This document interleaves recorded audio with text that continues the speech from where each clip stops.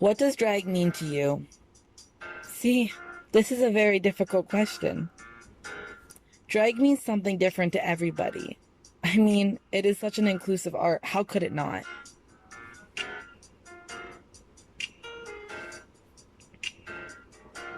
To me, it is something much more than just an art form. To me, it's a form of life support. See, without drag, I don't even know where I'd be right now. In a way, I guess you can say drag saved my life. Growing up, I knew I was different. Yes, of course, my gay ass grew up in a performance world. A young little queer dancer who just wanted to fit in. Sound familiar? The problem is that I never felt as though I fit in. Being around all these amazing dancers, I felt so out of place. The only time I truly felt comfortable is when we were embodying a different character. When I went to high school, my favorite days were sports days. And my little gay ass obviously wasn't excited about the sport itself. But I got to dress up and just be something different. I wore big blue and silver lashes, campy outfits, and man, did I make people notice me. But although I was so different at the time, I felt like I belonged somewhere. Everyone knew me as the most spirited, and I can tell you I was not the most popular kid in high school, but I was still voted most spirited during our prom. After high school is when I found drag. It just made me feel so alive. I loved playing with the makeup and just being able to dance with no judgment. See, being a transgender male, I was so scared of what people would think. A woman who turned themselves into a man who chooses to dress like a woman again. Can you imagine the things people say to me? And it used to bother me.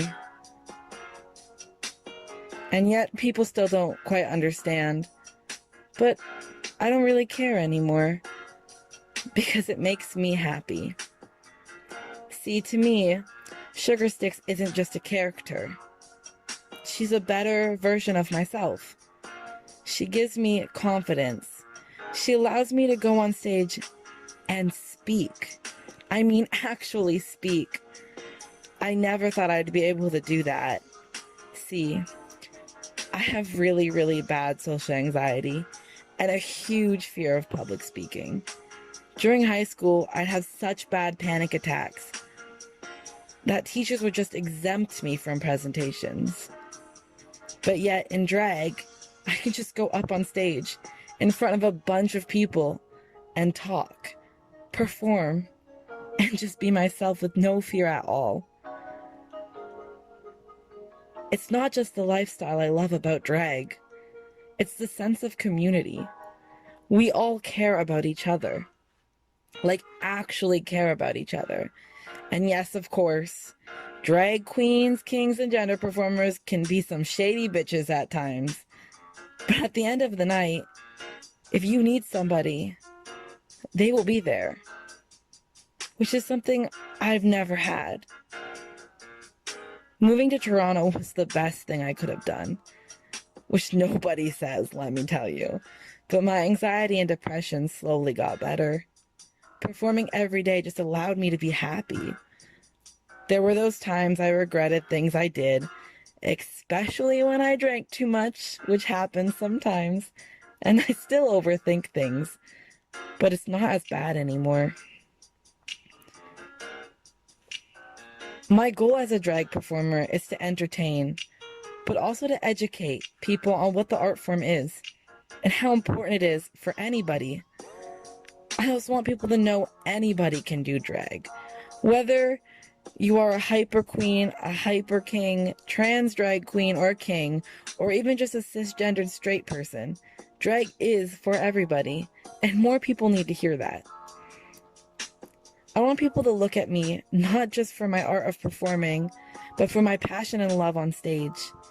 I want people to see different parts of drag work together. And I want to educate those people who need it. I just want to be a voice for the people who don't have a voice. And I want to educate people so that younger versions of me don't feel like they have to fit into a mold. And that's my goal as a drag queen.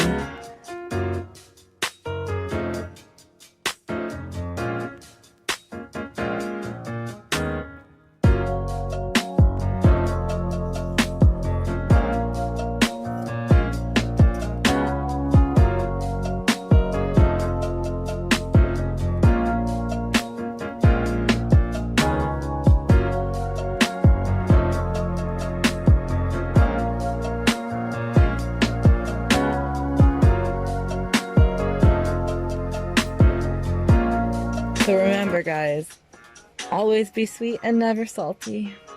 Love your homegirl, Sugar Stick.